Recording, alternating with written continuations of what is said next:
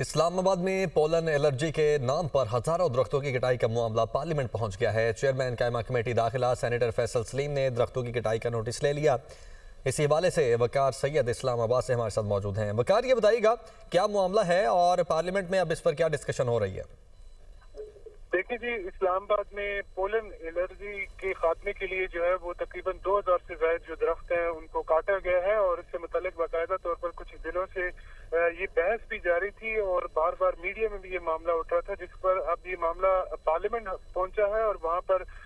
جو چیئرمین داخلہ committee senator Faisal سلیم الرحمان ہے ان کی جانب سے اس کا نوٹس لیا گیا ہے، اور اس نوٹس میں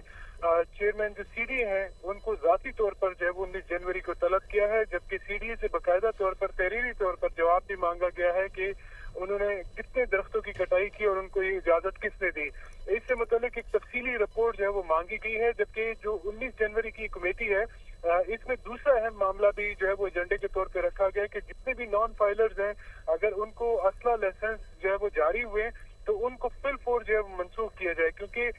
جو کچھ سروسز جو ریاست کی ہیں وہ صرف ان افراد تک منتقل کی جائے ان افراد تک منتقل ہونی چاہیے۔ وقار سید، بہت شکریہ آپ کا۔